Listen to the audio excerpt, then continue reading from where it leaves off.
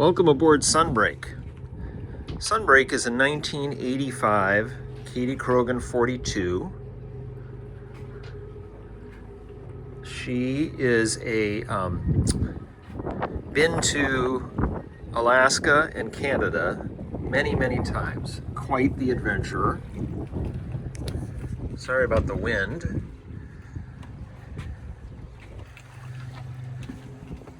Sunbreak has lived in the Pacific Northwest for at least the last 12 years, which is the amount of time the current owners have owned her. She's available for sale out of Anacortes, Washington right now. And I'd be happy to give you a first-hand view of her, but hopefully this video suffices. As you can probably see, Sunbreak cosmetically could use a little love. However, her bones are very strong. The owners of this boat have taken her many far-off places throughout the Pacific Northwest and needed to be able to rely on her to take them to those places and come back in comfort. And Sunbreak has certainly come through. They're ready to move on to other projects in their life, and so that's why the boat's up for sale. I'm going to come up to the flybridge here. Give me just a minute here. I'm here to certify that the hatch is openable with your head. And you can see there's quite a generous boat deck up here. And a nice flybridge helm with a bimini top.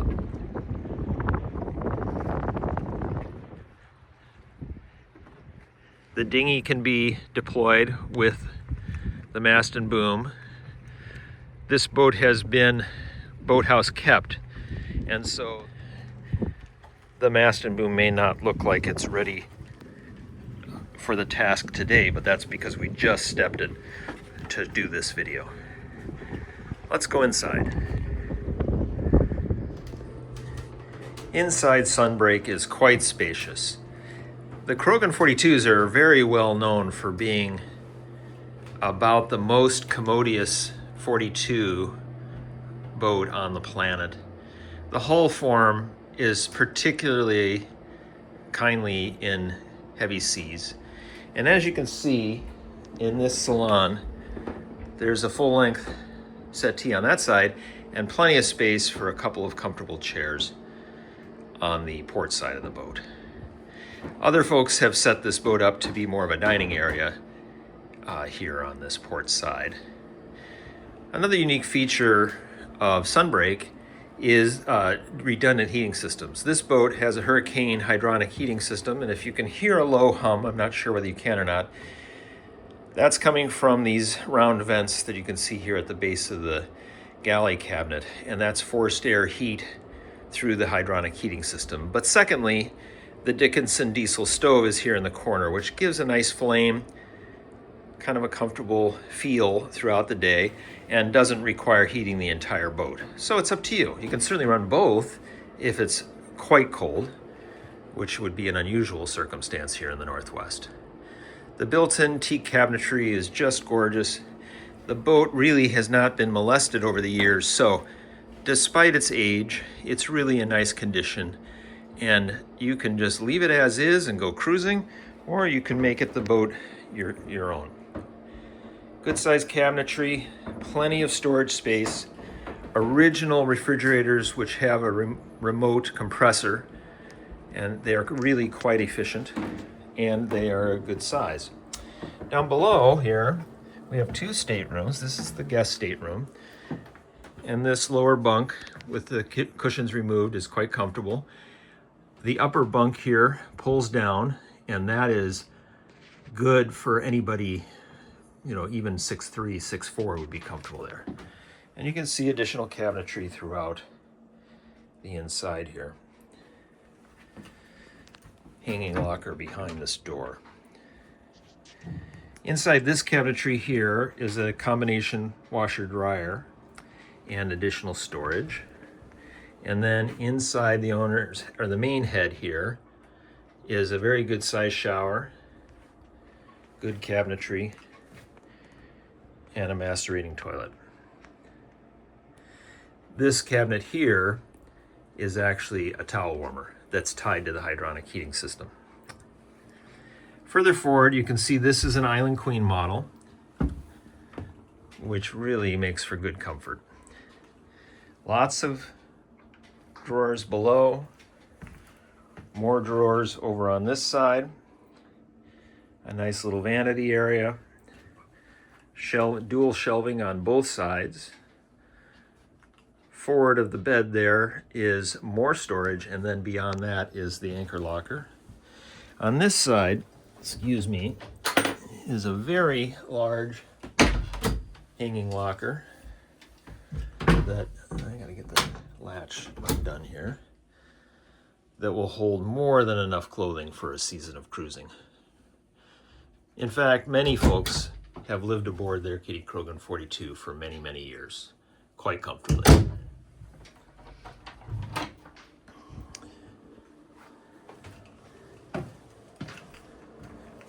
You can just see wonderful light streaming in.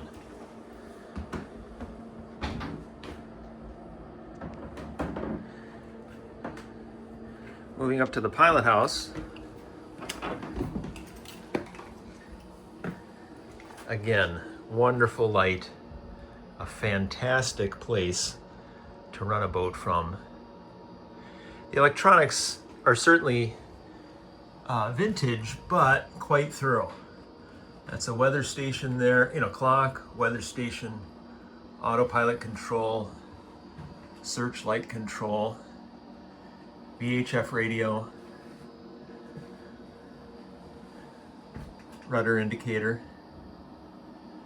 This panel, I'm not clear on what that is. I can find out for you though. GPS and barometer. Down below is a very nice Furuno 12-inch display for chart plotting. Next to it is the Raymarine radar. Interphase forward-facing radar, which is not on right now, or sounder. And then this display shows speed through the water, speed over ground, GPS, and depth. The boat also has a bow thruster and approximately 5,400 hours on the Lehman 135. The boat has really been very well taken care of, with complete receipts over the last decade that show that these owners truly have cared for her. This particular settee pops out, slides out, and becomes, well, a berth for two. I'm not sure whether it's fully queen size or not. And then one last thing I'll show you inside the accommodation area, just to show the level of care these folks have had for this boat, is that all of the electrical panels have been replaced to modern Blue Sea systems, and you can see are really very well thought out and implemented. Here's a quick coffee shot underway and showing off the Helm here. The engine hours are actually 2,364 plus what it shows here on the hour meter. This is the currently active hour meter.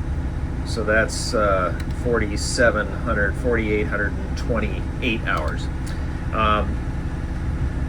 Oil pressure, current RPMs, current engine temp,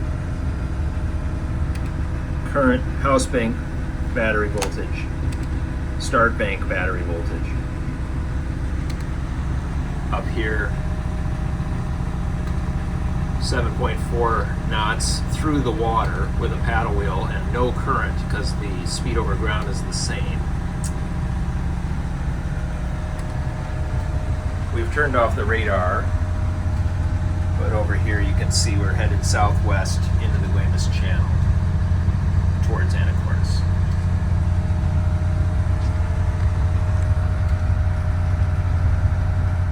Okay, let's go check the engine here. This hatch is the, I'll call it the day hatch, which lets you have quick access down for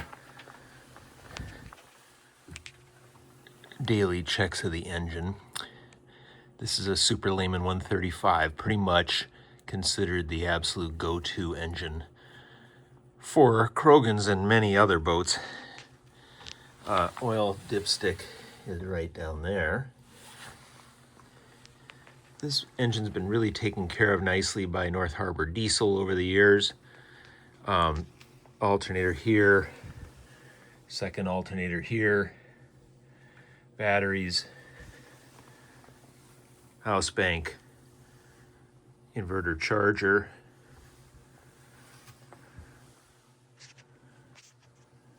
that's the water heater, that's the control for the hurricane heating system.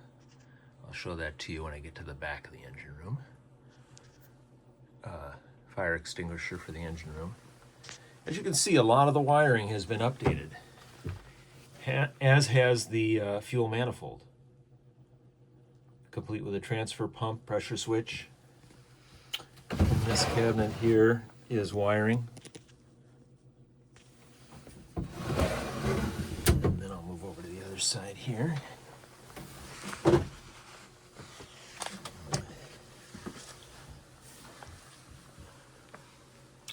Proper Raycor filtration, labeled with what kind of filters are in there. More electrical.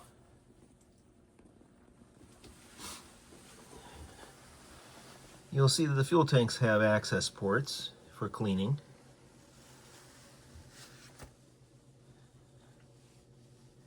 And then you see in the ceiling there are a number of panels that could be removed for service. And we'll go down in that back panel there. You can crawl around from the front of the engine to behind it, but I am of a certain age, so I'm going to move over to the other hatch.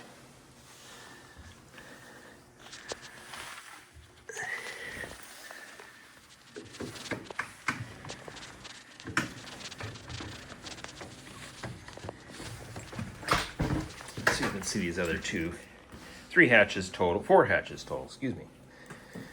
And I just popped open this one here for easy access.